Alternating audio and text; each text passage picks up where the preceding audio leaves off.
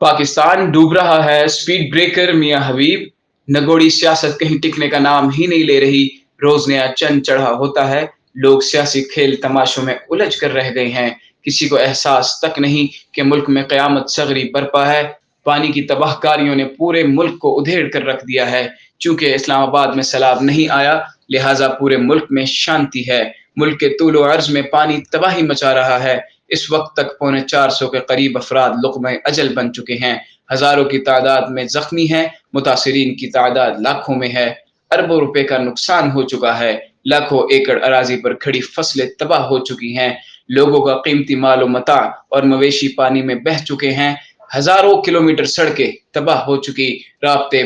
पुल पानी में बह चुके, कई इलाकों में बुनियादी इंफ्रास्ट्रक्चर तबाह हो चुका है, यारों मददगार लोग खुले आसमान तले बेबसी की तस्वीर बने बैठे हैं। अफवाज पाकिस्तान और एनडीएमए के अलावा किसी के कान तक जू नहीं रेंगी, चूंकि मुल्क में सियासी तमाशा लगा हुआ है, सियासी जमातें भी एक दूसरे की टांगे खींचने में मसरूफ हैं, ऐसे लगता है जैसे माशरा बेहिस होता जा रहा है, मीडिया भी सियासी कलाबाजियां दिखाने तक महदूद है, अखबार टीवी चैनल सियासी बयानबाजी से भरे हुए हैं, लगता है कि सारी कौम सियासी बेरा रवि में बह चुकी है, किसी को एहसास ही नहीं कि मुल्क की कितनी बड़ी आबादी किस कर्ब से गुजर रही है, सैलाबी रैलियों से मुल्क के 103 अजला के 10 लाख से ज्यादा अफराद मुतासर हुए हैं, बलूचिस्तान के 27 अजला शदीद मुतासर, जहां बहुत ज्यादा जानी व माली नुकसान हुआ है, बलूचिस्तान में 106, सिंध में 90, पंजाब में 76, खैबर पख्तूनख्वा में 69, गिलगित बल्तिस्तान में 8 और कश्मीर में 7 अफराद जहबाक हुए हैं।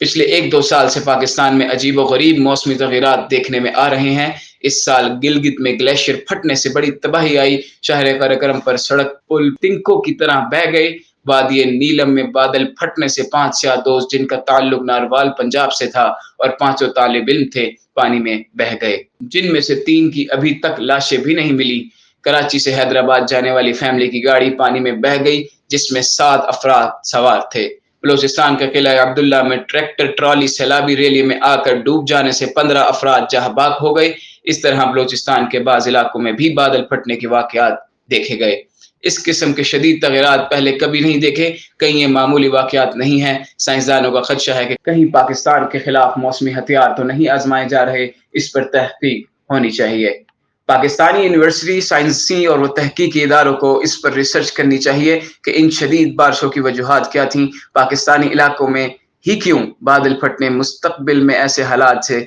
कैसे बचा जा सकता है, पाकिस्तान को क्या इक़दामात करने चाहिए, क्या पाकिस्तान के मौसमों से कोई छेड़खानी कर रहा है, क्या पाकिस्तान में मौसमों पर कोई तजर्बात किए जा रहे हैं, खासकर गिलगित में ग्लेशियर के फटने का वाकया गैर मामूली है, कराची में माजी में कभी भी इस तरह की बारिशें कभी नहीं हुई, वहां भी गैर मामूली बारिशें जिन्होंने जिंदगी तहस नहस कर दी और कराची कई माह से नदी का मंजर पेश कर रहा है, वक्फे वक्फे से हट हट कर खौफनाक बारिशें हो रही हैं, यही हाल बलूचिस्तान का है, वहां भी ऐसी बारिशें पहले कभी नहीं देखी, जनूबी पंजाब, राजनपुर, डेरा गाजी खान और कोहे सुलेमान के इलाके में भी गैर मामूली बारिशें हुई हैं, कबले अजी दरियाए सिंध, चनाब, रावी, जेहलम में तुग़यानी की वजह से सैलाब आते थे, इस बार दरियाओं की सूरत हाल मामूल पर रही है, दरियाए सिंध में चंद एक मकामात पर सैलाबी कैफियत थी, या हिंदुस्तान ने बड़े अरसे के बाद दरियाए चनाब से बड़े पैमाने पर पानी छोड़ा, जिससे खुश्क होता हुआ दरिया लबालब हो गया और चंद इलाकों में इसके पानी से सैलाब आया, दरियाए रावी जो कि बिल्कुल खुश्क हो चुका था, इसमें पानी देखकर लोगों ने खुशगवार हैरत का इजहार किया, लेकिन दरियाए रावी के पानी से कहीं भी सैलाबी कैफियत नहीं थी। आखिरकार ये गैर मामूली पानी कहाँ से आया, ये तहकीक तलब बात है। वैसे पाकिस्तान अजीब मुल्क है, अगर थोड़ी सी गर्मी ज्यादा पड़ जाए तो हम झुलस कर मर जाते हैं और कहत साली की कैफियत पैदा हो जाती है, अगर बारिशें ज्यादा हो जाएं तो हम डूब कर मर जाते हैं, ना हो तो खुश्क साली से मर जाते, सर्दी ज्यादा पड़ जाए तो ठट्टर कर मर जाते हैं। दुनिया के ममालिक को सख्त मौसमों और आफात का सामना करना पड़ता है, लेकिन उन्होंने अपनी तहकीक से इन मौसमों को और आफात के नुकसानात से बचने के लिए इक़दामात किए और अब या तो वो मुकम्मल महफूज हैं या कम से कम नुकसान होता है। हमसे तो पलको नाला, डेक नाला और नाला लही नहीं संभाला जाता। बलूचिस्तान में बारिशी पानी जमा करने के लिए बनाए जाने वाले डैम भी इतने नाकिस थे कि वो भी पानी में बह गए। ये सारी बातें अपनी जगह पर لیکن تکلیف دہ بات یہ ہے کہ ہماری میڈیا نے بھی ایسے معاملات پر کبھی توجہ نہ دی، انہوں نے سیاسی معاملات کو ہمیشہ سر فہرست رکھا، جس کی وجہ سے پاکستان کی سماجی تنظیموں نے بھی بحالی کے کاموں میں زیادہ توجہ نہ دی۔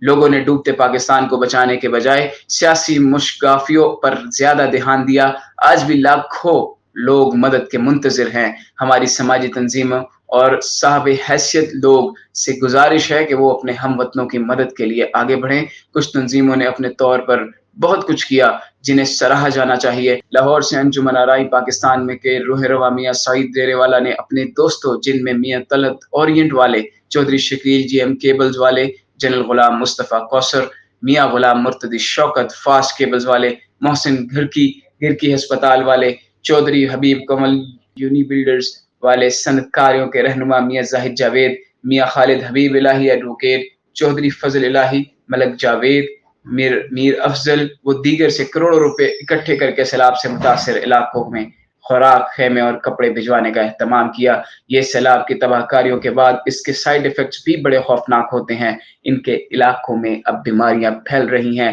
متاثرین کی بحالیوں کے لیے انہیں گھروں کی تعمیر، گرم کپڑوں، ادویات اور خوراک کی اشد ضرورت ہے۔ خدارہ سیاسی سماجی جماعتوں کو چاہیے کہ وہ متاثرین کی بحالی کے لیے اپنا کردار ادا کریں۔ سیاست اور جلد سے جلوس ریلیاں ہوتی رہیں گی۔ اگر خدا کو راضی کرنے کے لیے اس کو مخلوق کے دکھوں کا مداوع کریں گے تو اللہ تعالیٰ آپ سے جہاں جانی وہ مالی نقصان ہوا ہے، وہاں آنے والے دنوں میں پاکستان میں خوراک کی کمی کا بھی سامنا کرنا پڑ سکتا ہے، چونکہ بہت بڑے پیمانے پر فصلیں تباہ ہو چکی ہیں۔ اس لیے آنے والے حالات کی بھی ابھی سے منصوبہ بندی کرنے کی ضرورت ہے۔